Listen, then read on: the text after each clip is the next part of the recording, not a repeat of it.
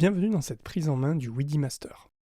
On pourrait résumer ce qu'est WiDi Master en disant que c'est un câble MIDI sans fil. Il est pertinent dans de nombreuses situations et nous allons vous en présenter quelques-unes dans cette vidéo. Le WiDi Master est livré avec deux ports, le long qui servira pour le MIDI out, le court pour le MIDI in.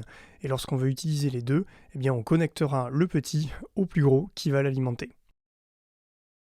Pour utiliser un clavier maître traditionnel, avec un toucher lourd par exemple, pour piloter un Do, mais que celui-ci ne dispose pas d'USB, on est obligé de le relier à une interface MIDI afin de s'en servir comme clavier maître.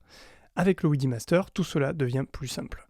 On relie le WiDi Master au port MIDI out, le WiDi Master est alimenté par le clavier, on connecte ensuite le WiDi Master au Do, on touche la roue crantée en haut à droite, on va dans Avancer, appareil MIDI, et là on va sélectionner le WiDi Master, on n'aura plus qu'ensuite à cliquer sur Jumeler. Et le tour est joué. Le clavier maître est maintenant sans fil. Outre le fait d'avoir activé le WiDi Master dans le Do, aucune manipulation de configuration supplémentaire n'est nécessaire.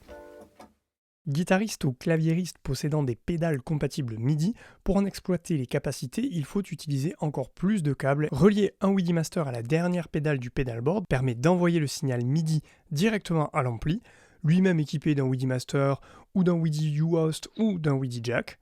Maintenant, lorsque je change d'effet sur une pédale, le canal de mon ampli change aussi, et inversement. Mieux encore que dans notre premier exemple, ici, aucune manipulation n'est à effectuer car les WiDi communiquent entre eux sans avoir besoin d'être paramétrés. Pour les plus avancés d'entre vous, l'application WiDi App permet d'aller plus loin et de configurer quelques autres fonctionnalités, notamment les préférences de latence ou bien la mise à jour du firmware, mais également la possibilité de paramétrer et de créer des groupes d'appareils MIDI Bluetooth. Pour en savoir plus sur ces fonctionnalités, consultez nos autres tutoriels.